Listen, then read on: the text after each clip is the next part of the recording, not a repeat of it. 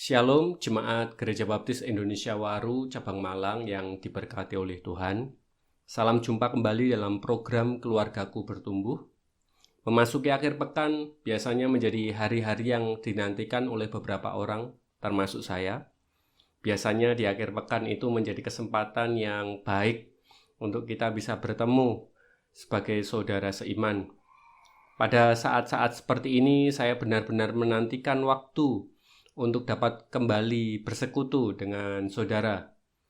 Maka dari itu, saya mengajak untuk kita jangan putus-putusnya dalam berdoa, mendoakan situasi dan kondisi Indonesia dan dunia pada saat ini, supaya pandemi COVID-19 bisa segera berhenti. Mari kita akan belajar kebenaran firman Tuhan pada hari ini. Saya berharap saudara duduk bersama dengan keluarga untuk bersekutu pada malam hari ini. Sebelumnya, mari kita akan berdoa terlebih dahulu. Bapa Surgawi, Allah yang kami kenal di dalam nama Tuhan Yesus Kristus, sungguh kami bersyukur penyertaan Tuhan sungguh sangat luar biasa atas kehidupan kami. Meskipun kami menghadapi kelelahan, permasalahan, sakit penyakit, tapi kami percaya bahwa Tuhan Yesus tidak pernah meninggalkan kehidupan kami. Saat ini kami rindu Tuhan untuk dapat belajar akan apa yang menjadi kebenaran firman-Mu.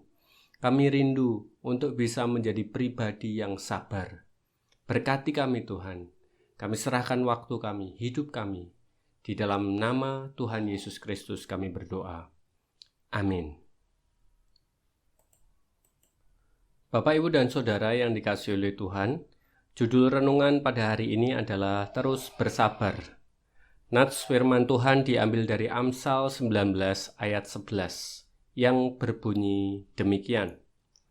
Akal budi membuat seseorang panjang sabar dan orang itu dipuji karena memaafkan pelanggaran.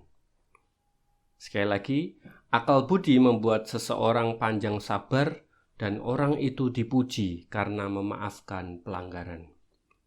Bapak, Ibu, dan saudaraku yang dikasihi oleh Tuhan, jauh setelah penulis Amsal menyatakan nasihatnya tentang kesabaran, Rasul Paulus di dalam kitab Galatia menyebutkan bahwa kesabaran adalah salah satu dari buah roh. Kesabaran menjadi bukti bahwa Kristus ada diam di dalam keluarga kita.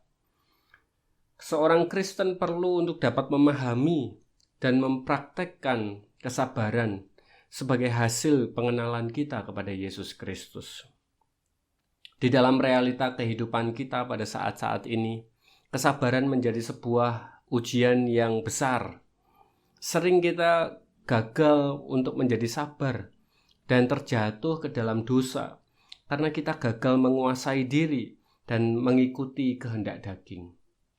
Mungkin kita tidak menjadi sabar dalam menghadapi perilaku anggota keluarga kita. Mungkin kita tidak bisa sabar dan menjadi emosi karena masalah di dalam pekerjaan. Mungkin kita tidak menjadi sabar karena sikap tetangga atau orang-orang yang ada di dekat kita dan berbagai macam permasalahan yang lainnya.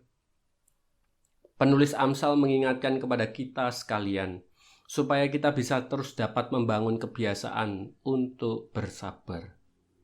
Dalam ayat tersebut menjelaskan ada dua hal yang bisa dilatih dari kehidupan kita supaya saya dan saudara bisa menjadi sabar. Yang pertama, Bapak, Ibu, dan saudara sekalian, mari kita belajar untuk mendidik akal budi. Mendidik akal budi ada di dalam ayat yang ke-11 bagian awal. Mengapa akal budi kita perlu untuk dididik? Apakah ada yang salah dengan akal budi kita? Yang harus kita pahami adalah bahwa ketika manusia jatuh kepada dosa, akal budi kita pun menjadi tercemar oleh dosa. Paulus menyebutkan di dalam kitab Roma pasal 3 ayat yang ke-11, tidak ada seorang pun yang berakal budi, tidak ada seorang pun yang mencari Allah. Akal budi yang dikuasai oleh dosa akan membawa orang tersebut kepada dosa. Maka dari itu, mari kita belajar untuk menundukkan diri kita kepada Tuhan. Penuhi diri kita dengan kebenaran firman Tuhan. biasakan diri kita untuk memikirkan firman Tuhan dan menjauhi perbuatan-perbuatan dosa. Itulah langkah yang kita bisa lakukan untuk mendidik akal budi kita. Ketika kita hidup dalam kebiasaan ini, saya percaya kita akan menikmati buahnya. Salah satu buah dari akal budi yang berkenan di hadapan Tuhan adalah kesabaran. Kita tidak akan mudah jatuh kepada dosa ketika dihadapkan dengan berbagai macam permasalahan. Namun kita akan bisa menguasainya dan kita akan bisa mengatasinya dengan kesabaran yang diberikan oleh Tuhan. Kemudian yang kedua, untuk saya dan saudara bisa belajar menjadi sabar, yang perlu saya dan saudara lakukan adalah melatih diri mengampuni. Melatih diri mengampuni. Ada di ayat 11 bagian akhir. Alkitab mengajarkan bahwa mengampuni adalah langkah yang diajarkan oleh Kristus untuk menunjukkan kasih yang sempurna. Karena itu, semua orang Kristen pun wajib melatih diri untuk dapat mengampuni sesuai seperti apa yang telah dilakukan oleh Tuhan Yesus Kristus. Penulis Amsal pun menyatakan bahwa akal budi yang kita miliki akan menuntun kita kepada kemampuan untuk dapat mengampuni. Dendam, iri hati, kecewa, itu adalah perbuatan-perbuatan dosa dan tidak sesuai dengan kebenaran firman Tuhan. Harusnya perbuatan-perbuatan tersebut tidak ada dalam kehidupan kita.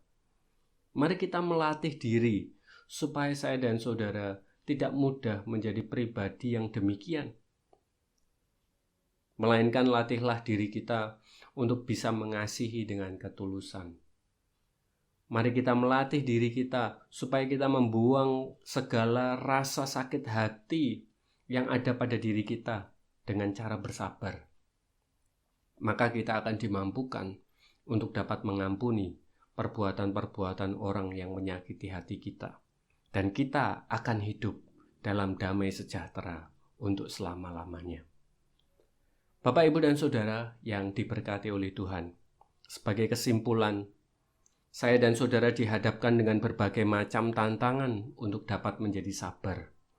Namun ingatlah, supaya jangan kita terjatuh kepada dosa. Mari berlatih menjadi sabar dengan cara mendidik akal budi kita dan melatih diri kita supaya kita bisa mengampuni.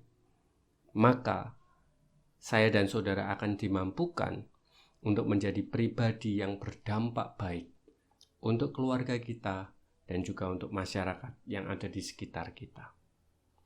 Pertanyaan untuk di-sharingkan dengan keluarga, apa yang bisa membuat saya dan saudara tidak sabar? Sekali lagi, apa yang bisa membuat saya dan saudara tidak sabar? Demikian renungan kita pada hari ini. Selamat bertumbuh keluargaku. Tuhan Yesus memberkati kita sekalian. Amin.